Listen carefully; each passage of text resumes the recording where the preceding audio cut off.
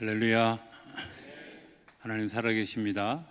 살아계신 그 하나님의 은혜와 평강과 축복이 저와 여러분들과 영상으로 예배하는 분들에게 함께하게 되기를 주의 이름으로 축복합니다. 오늘 사실 원고의 첫 질문은 네가 무엇을 원하느냐라는 주님의 질문을 사실은 첫 원고에 썼는데 문득 기도하면서 이런 마음이 들었습니다. 그럼 예수님이 원하시는 건 무엇일까? 였어요. 이렇게 질문해 보면 좋을 것 같아요. 예수님이 원하시는 건 무리일까? 아니면 제자일까? 대답은 여러분들이 하실 수 있다고 생각이 되어져요. 성경에 보면 무리의 숫자를 밝히지 않습니다. 희미하게 이렇게 모였다라고 이야기한 게 빈들에 모였던 5,000명, 4,000명 이렇게 어림잡아 이야기했습니다. 그러나 제자의 숫자는 명확하게 얘기합니다. 12명, 또 120명, 400명 이렇게 얘기하죠. 답은 여러분들이 구하시면 됩니다. 그 주님이 오늘 우리에게 이렇게 질문하시는, 내가 원하는 게 뭐냐? 주님이 질문을 한번 이렇게 다시 뒤돌아서 생각해 보면 주님이 네가 나를 믿느냐? 네가 믿는 게 뭐냐? 이렇게 물으시지도 않았고요. 또 내가 무엇을 하였느냐라고 묻지도 않으시고요. 내가 원하는 게 뭐냐라고 물으시는 거예요. 원하는 게 뭐냐? 왜? 원하는 게 바로 내 자신이기 때문에 그렇습니다. 내가 원하고 있는 것만큼 나는 얻고 그만큼 가지고 살아가는 거죠. 그래서 잠언 4장 23절은 우리에게 뭐라고 얘기하냐면 모든 지킬 만한 것 중에 더욱 내 마음을 지키라. 생명의 근원이 이에서 남이니라. 우리가 지켜야 될 것이 있는데 내가 원하는 것을 알기 위해서 내 마음을 지키라는 거예요. 우리의 마음이 어디에 있는지, 어느 곳을 향해 있는지, 내가 무엇을 원하고 있는지 한번 돌아보아야 된다고 하는 겁니다. 성경 앞뒤에 보면 주기도문, 사도신경, 십계명 이렇게 있잖아요. 그죠? 여러분들 표정을 보니까 성경책의 앞뒤는 눈여겨보지 않으시는 것 같아요. 거기에다 있어요. 그런데 사도신경은 우리가 무엇을 고백하느냐라는 이야기이고, 십계명은 우리가 무엇을 하여야 하는 얘기. 그런데 주기도문은 무엇을 고백하는 것과 무엇을 하는 것의 종합체입니다. 우리가 다른 교회에서 보통 사도신경이나 십계명 강해를 잘 하지 않지만 굳이 주기도문 강연을 하는 이유는 두 가지를 다 포함하고 있기 때문에 그래요. 내가 뭘 믿고 있느냐?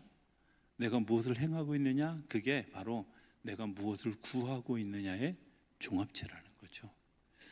여러분들이 무엇을 구하고 있습니까? 내가 마음으로 어떤 것을 구하고 있는지. 성경에 보면 하나님이 이렇게 이야기하죠. 이스라엘 백성들이 정말 힘들게 하고 어려워할 때 그 노아를 통해서 들려주셨던 이야기는 사람이 생각하는 것이, 계획하는 것이 악하여 악한 일만 한다는 거예요.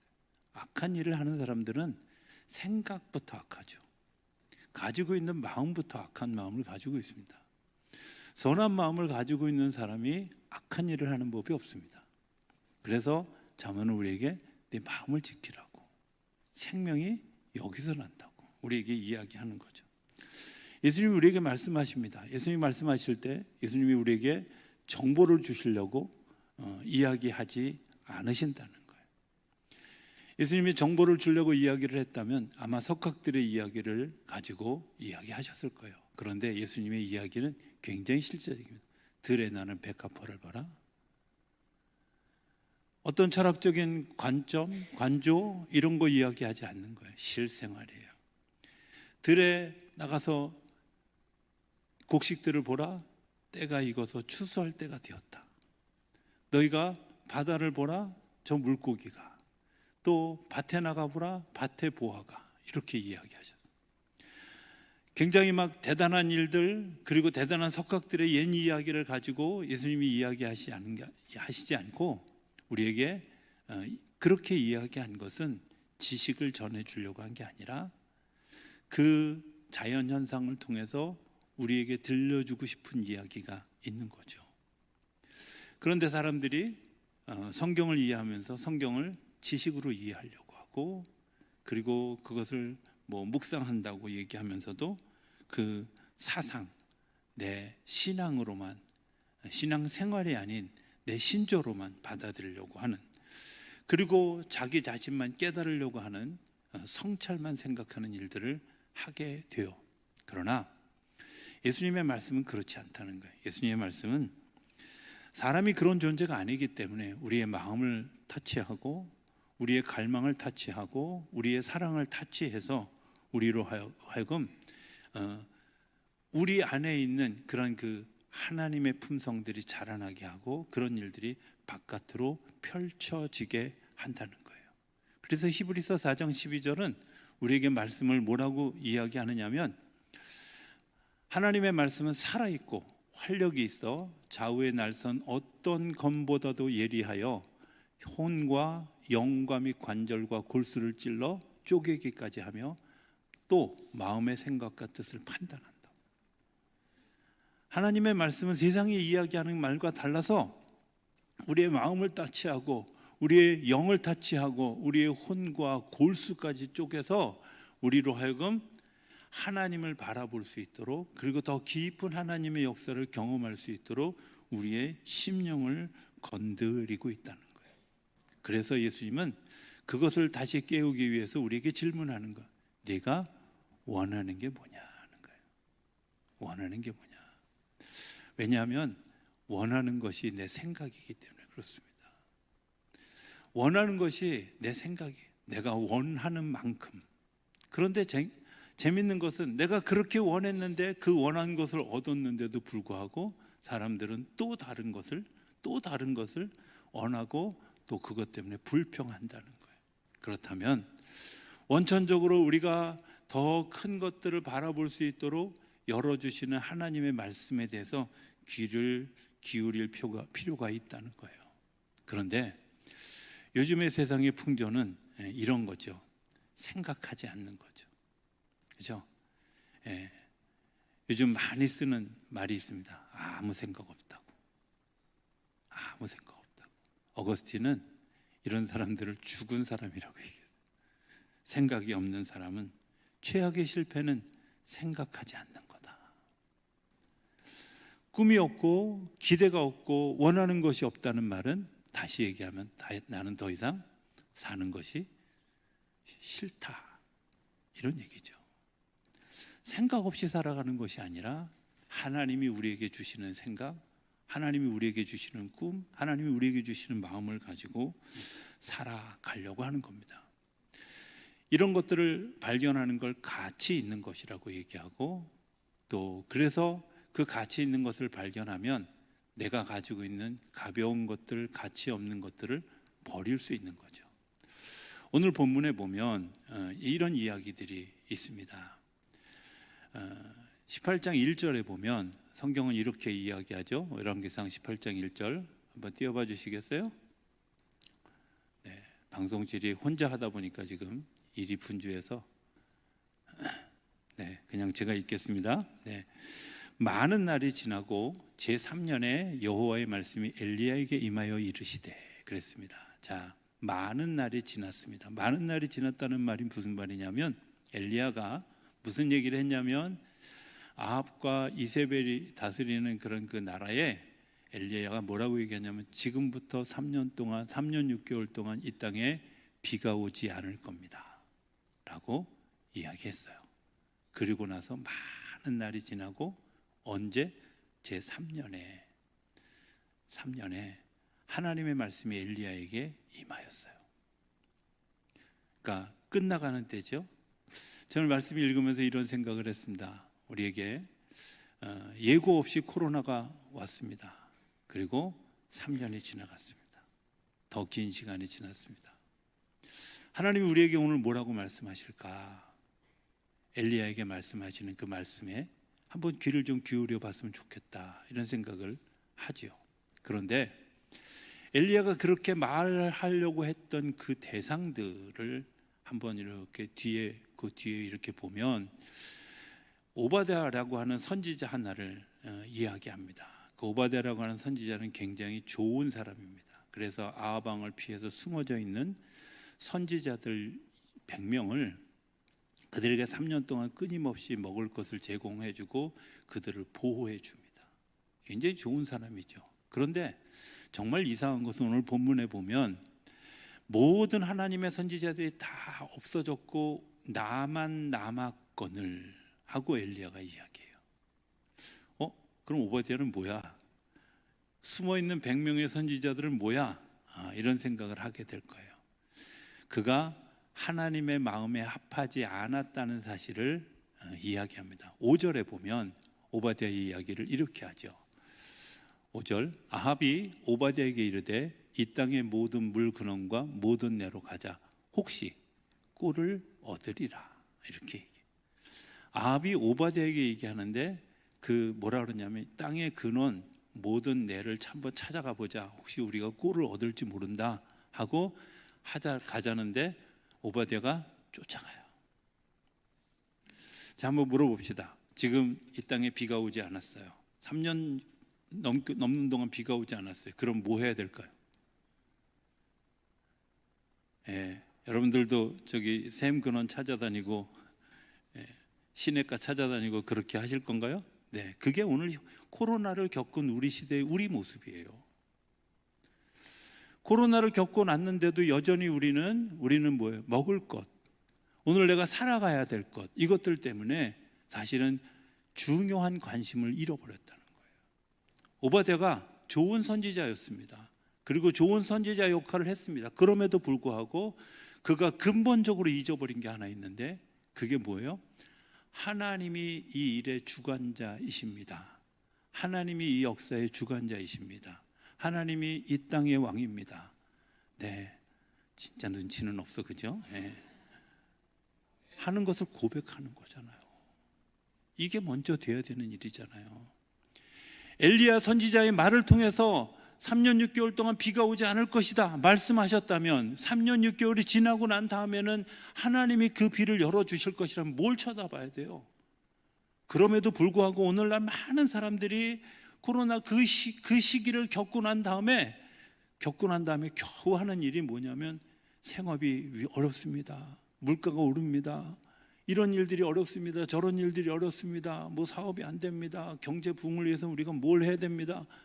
여러분들 사실은 이거부터 시작하는 게 아니라 더 중요한 일, 하나님께 부르짖는 일부터 시작해야 되는데 우리가 그거 잊어버리고 있다는 거예요. 잊어버리고 있다는 거예요. 경제가 안 되니까 전쟁을 일으키는 거예요. 곳곳에 전쟁을 일으킬 만한, 이미 러시아는 전쟁을 일으켰고 곳곳에 전쟁이 일어날 징후가 지금 보이고 있잖아요. 왜 그래요? 당연한 현상이죠. 사람의 땅에서 구할 수 있으려면 누군가를 뺏어야 하고, 뺏지 않으면 내가 죽을 수밖에 없다고 생각하는 이 평면적 시각에서는 이런 일이 일어날 수밖에 없어요. 사람과 사람 사이에도 마찬가지 아니에요? 사람과 사람 사이에서도 이전보다 더 사람을 경시하고 내 마음대로 조정하려고 하는 일들이 우리 가운데 많이 일어나고 있지 않아요? 이유가 뭐예요? 우리가 3년의 기근을 겪으면서 우리 속에 피폐해진 우리의 마음이 정말 가치 있는 게 뭔지를 발견하지 못하는 거죠. 가치 있는 게 뭘까? 그것을 위해서 엘리야가 오늘 뭐라고 얘기하냐면 오바댜에게 만나서 오바댜야, 내가 아합을 좀 만나야 되겠다 이렇게 얘기하는데, 이 오바댜 선지자가 더 황당한 것은 이렇게 얘기합니다. 그런 말씀 하지 마십시오. 내가 아합에게 이야기하면 당신 도망갈 게 뻔한데 3년 동안 숨어있다 나타나가지고 당신이 아합을 만날 거라면 이미 일찍 만났고, 아합이 3년 6개월 동안 비 안 온다고 당신이 선포했기 때문에 당신을 죽이려고 할 텐데 당신이 도망갈 텐데 내가 어떻게 이야기합니까? 라고 불신해요. 믿지 않아요. 오늘 우리 속에 코로나를 겪으면서 정말 우리 속에 있는 것이 믿음입니까? 아니면 불신입니까? 신뢰입니까? 아니면 그 신뢰가 금이 같습니까? 하나님이 우리에게 행하신다 이야기하고 있음에도 불구하고 오늘 우리의 믿음이 갈라져 있고 믿음이 식어져 있고 믿음이 무너져 있다는 거예요. 뭐 때문에? 내 삶이 피폐해져서 내가 가벼운 것들, 가치 없는 것들을 내려놓지 못한 우리의 마음이, 눈앞에 있는 현실을 따라가는 우리의 마음이 오늘 우리 삶에 이런 일들로 남아있다는 거예요. 다시 이야기합니다. 오바댜, 내가 아합을 만나기 원한다 그랬더니 또 뭐라고 얘기하냐면, 제가 무섭습니다, 두렵습니다, 두 사람 사이의 관계에서 제가 중간에 끼어서 뭘 하기가 어렵습니다, 제발 나 좀 놔주세요, 이렇게 또 이야기합니다. 여러분들 두려워하는 것이 무엇입니까? 진짜 내가 두려워해야 될 일이 무엇인가 하는 것들에 대한 이야기. 오늘 본문의 이야기는 이런 바탕에서부터 시작합니다. 드디어 아합을 만났습니다. 아합을 만난 엘리야가 이렇게 이야기합니다. 사람들 앞에 서는 거죠. 아합이 이에 이스라엘의 모든 자손에게로 사람을 보내 선지자들을 갈멜산으로 모으니라. 여러분들 이게 대단한 행동인 것을 알 수 있잖아요. 아합과 내가 단둘이 만나는 정도가 아니라 아합이라는 왕과 하나님이 이렇게 하신 일들에 대해서 내가 증거를 분명하게 보여주겠다고 하는 확신이, 믿음이 분명하기 때문에 지금 엘리야는 담대하게 이 앞에 나서요. 자기를 죽이려고 하는 사람이에요. 3년 6개월 동안 비오지 않겠다고 해서 피신하고 살았던 사람입니다. 그런데 왕 앞에 나오는 정도가 아니라 어쩌면 백성들이 당신 때문에 비가 오지 않았습니다 하고 피켓을 들지도 모르는 그런 상황에 사람들을 다 모았어요. 모으고 나서 그들에게 뭐라고 얘기하냐면 21절에 보면 엘리야가 모든 백성에게 가까이 나아가 이르되 너희가 어느 때까지 둘 사이에서 머뭇거리느냐? 여호와가 만일 하나님이면 그를 따르고 바알이 만일 하나님이면 그를 따를지니라니. 이게 이야기하는 거예요. 바알 신앙에 대해서 한번 좀 생각해 보면 바알은 이런 겁니다. 바알은 하나님을 지키려면 거룩해져야 되는데 바알의 신앙은 그렇지 않습니다. 바알의 신앙은 바알 신전이 있고 바알 신전 밑에 보면 여자들로 구성되어 있는 제사장들이 있습니다. 이 제사장들이 뭐 하냐면 1년에 한 번씩 제사 드리러 오면 그분들과 성적인 접촉을 가지는 것을 통해서 바알의 신을 경험한다고 생각해요. 1년에 한 번 예배 드려요. 그리고 신전 창녀들과 성적인 결합을 해요. 그리고 우리는 만사태평이고 복을 줄 거고 자녀를 많이 낳을 거고, 얼마나 좋아요. 얼마나 쉬워요. 안식일을 거룩하게 지키라, 이 말씀 따르려면 52주를 다녀야 되는데 우리나라는 좀 더 힘들지만, 그죠? 365일 교회 오잖아. 그 생각하면 하나님은 우리에게 거룩하라 그러는데 그런 그 즐거움이 그 안에 있는데, 아니 뭘 따라가겠어. 근데 진짜 중요한 것 하나가 있어요. 살아있느냐 아니냐요.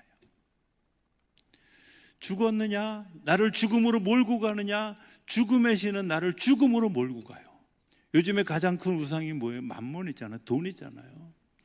돈 때문에 사람을 죽여요. 돈 때문에 사람이 죽어요. 그리고 돈 때문에 사람이 돌아요. 죽음으로 몰고 가는 신이에요.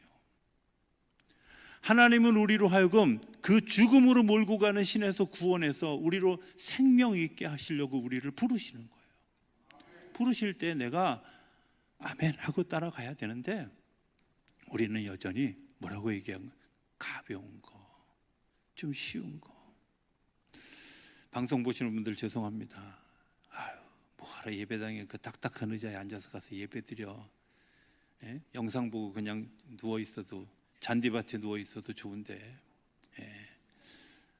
한동안 제가 좀 듣기 불편했던 이야기 중에 하나가 뭐냐면요, 아우 저 영상으로 예배 드렸어요. 근데 꼭 뒤에도 물어보고 싶어. 어디서?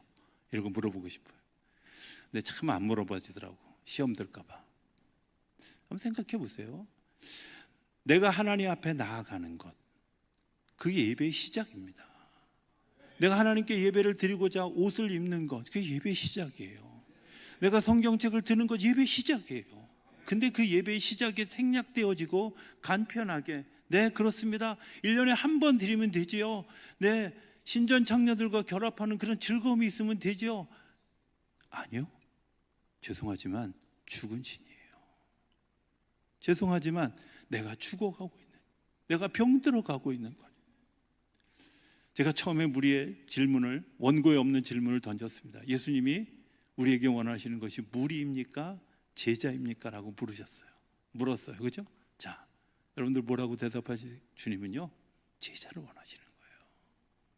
따라오는 자를 원하시는 거지 팬클럽을 원하는 게 아니에요.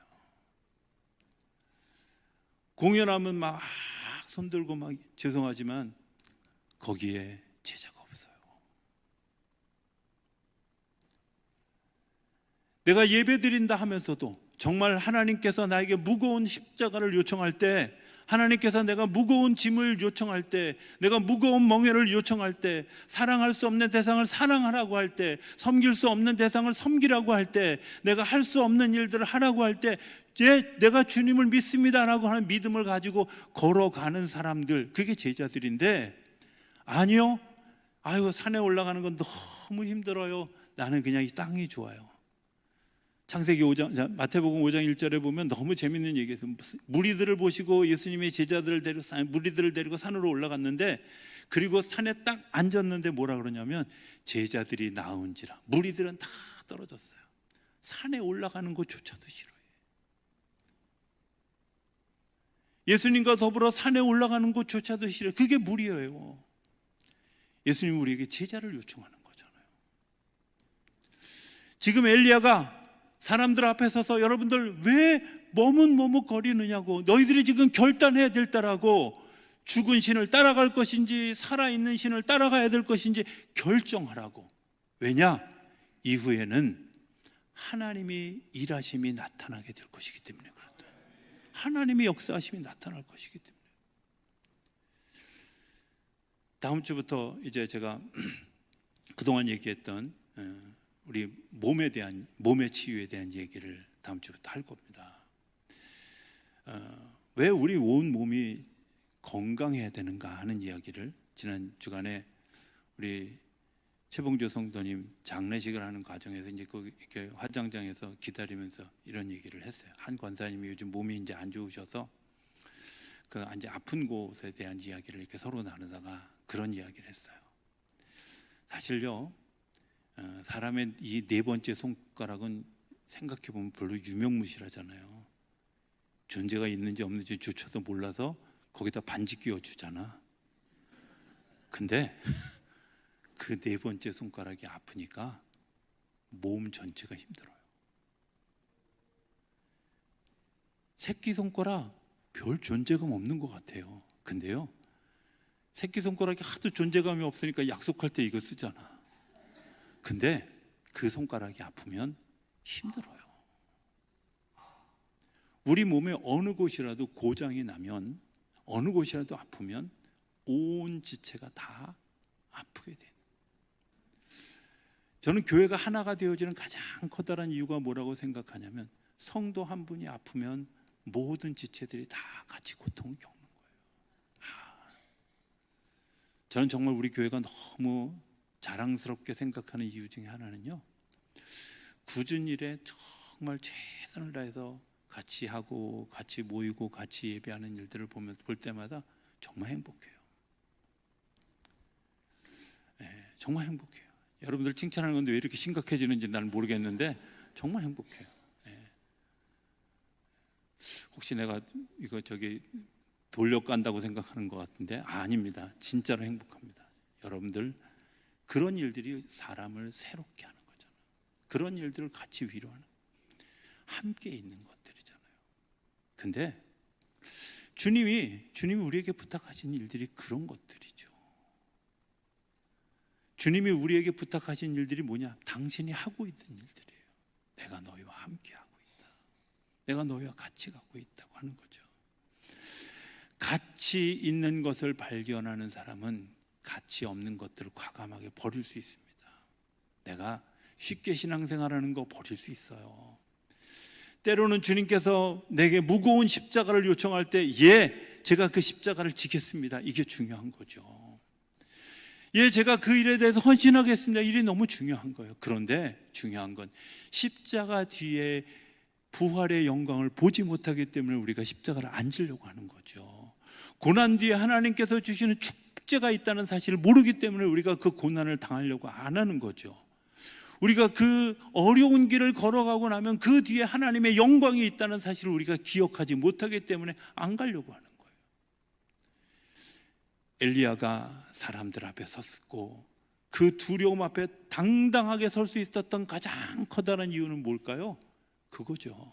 내가 하나님의 영광을, 하나님의 역사가 나타날 걸 믿는 거죠. 몸에 치유에 대한 얘기 했습니다.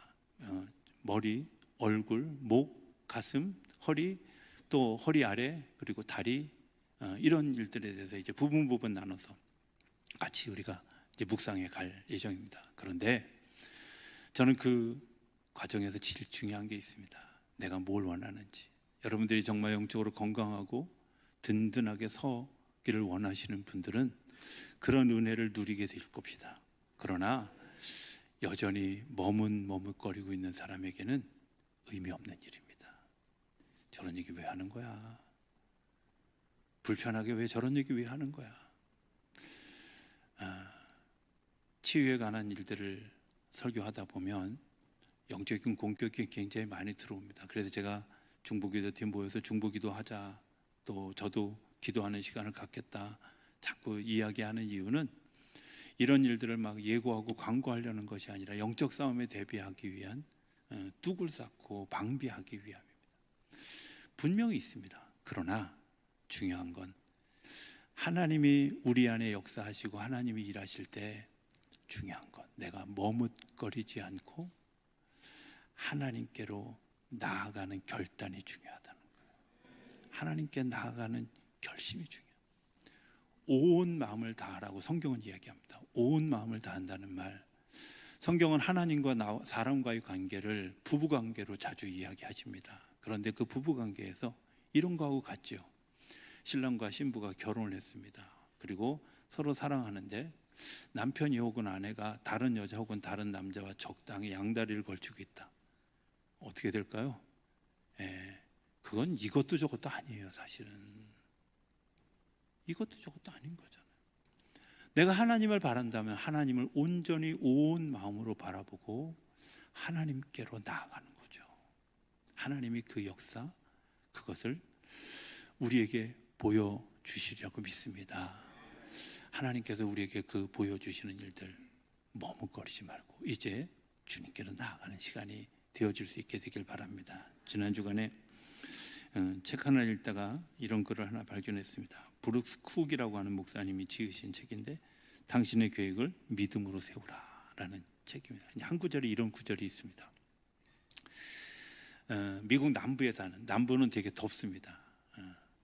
우리나라도 남부가 덥잖아요, 그죠? 그리고 오하이오라고 하는 그런 주는 시카고 바로 이제 옆쪽에 있는 주인데 우리나라의 한 평양 중강진 이 정도의 날씨를 보이는 위도가 굉장히 높은 동네입니다.